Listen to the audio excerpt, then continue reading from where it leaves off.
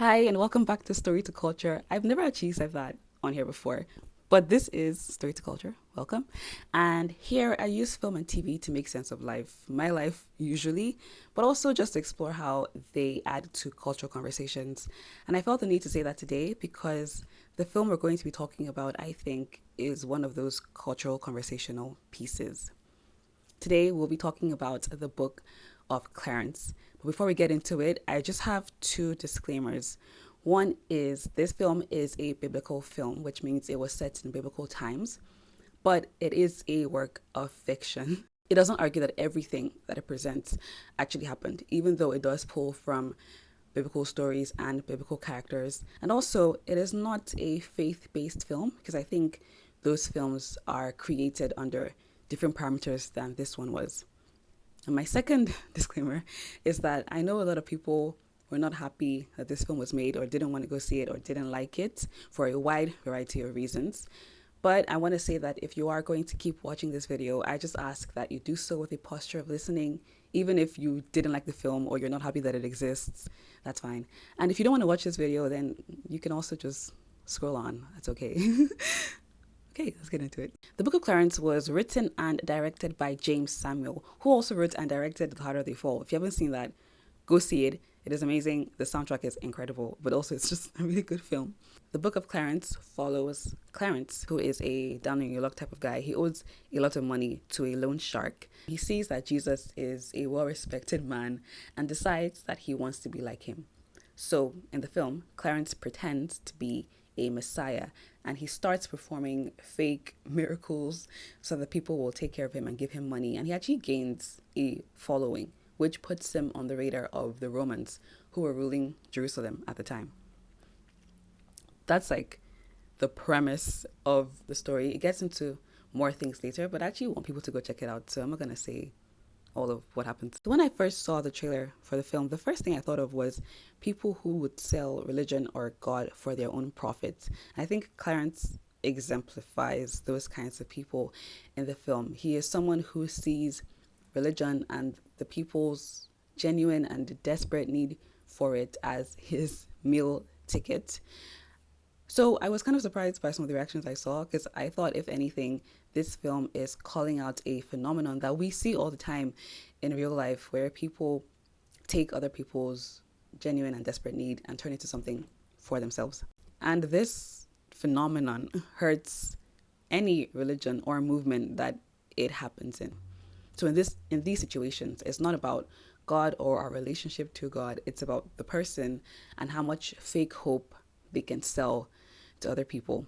Clarence creates an illusion of power, and the people respect him and they take care of him because he's able to sell them something and make them believe in something that he knows is not there.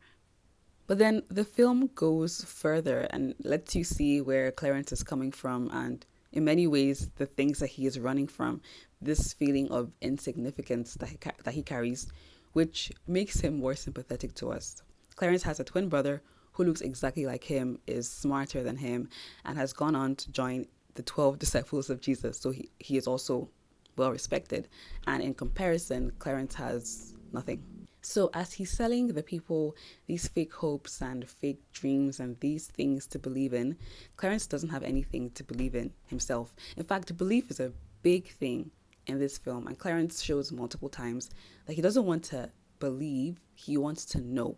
And for him, those are two different things. He doesn't believe in God or in the miracles that Jesus is doing because those things are not tangible to him. And so he only trusts in himself and sees that he's the only one that can turn his life around. The problem with that, though, is that he doesn't necessarily even believe that he has anything good to offer. I love that Clarence is Thomas's twin in this film. So Clarence's twin brother is Thomas, a disciple of Jesus. And I love that because in the Bible, if you know anything about Thomas's story, he was a twin.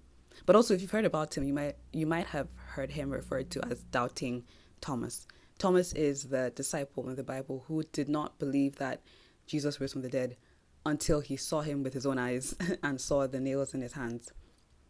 And I love that Clarence, in many ways, shows the doubts that Thomas showed in the Bible and the actual Bible story, sometimes as people of faith, I found that we're afraid to question or afraid to be curious or afraid to doubt, and we push those things away.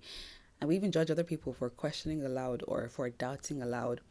But I think that Clarence in the film and Thomas in the Bible show that sometimes that jadedness is a result of broken trust. For Clarence, his brother left him to take care of his mom and his house and has gone on to be this well-respected person, and he has nothing. And for Thomas in the actual Bible story, this teacher that he'd been following who promised them eternal life died. That will rock anybody's trust or break any belief that you had in the past. So I think jadedness in that sense is a natural human response, and it's something that is understandable and something that we can see where it's coming from. Something though that I found in my own personal journey is that God can handle all the questions. I really think that. I feel like if I believe that he is almighty, then my questions shouldn't shake him. My questions shouldn't scare him or make him run away, even if I don't know the answers myself.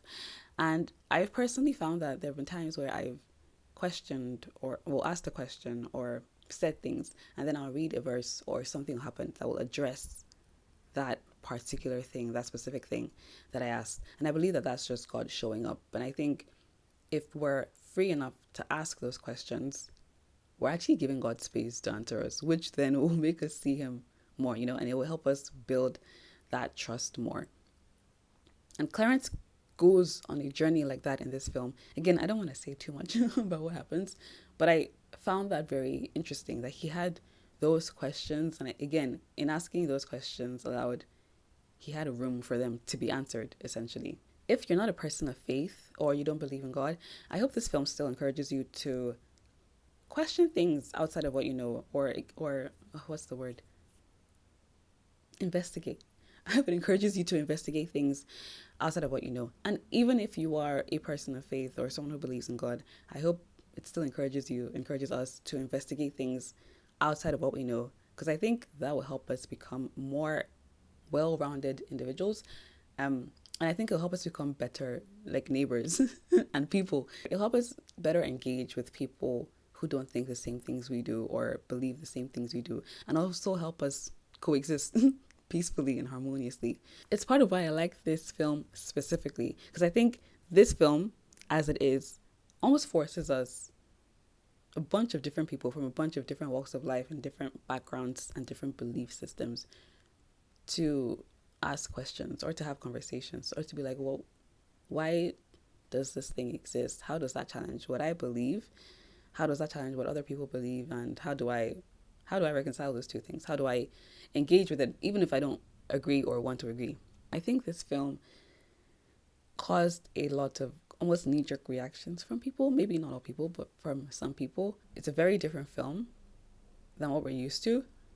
But I think that it has something to say, and it has something that we can learn from if we just actually listen and actually try and hear what the writer intended, what the cast intended, what the producers intended.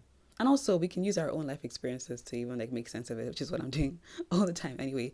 I've looked at this from the perspective of a Christian, but you don't have to be, I think, to engage with it. But yeah, that is the Book of Clarence. Please let me know if you watch it. I really am intrigued to hear what people think about it, if they actually engage with it. So if you've watched it, or when you watch it, whenever you do, please let me know what you think about it in the comment section. It is streaming on Netflix in the US, I believe, and I think it's also available to buy or rent on Apple TV and things like that. Yeah, I thought I got that wrong. Apple TV, yes. So yeah, let me know what you think. I'm really interested to have a conversation about it more. And I hope you all are having a great day or night. I don't like talking. Have a great day, and I will see you in my next video.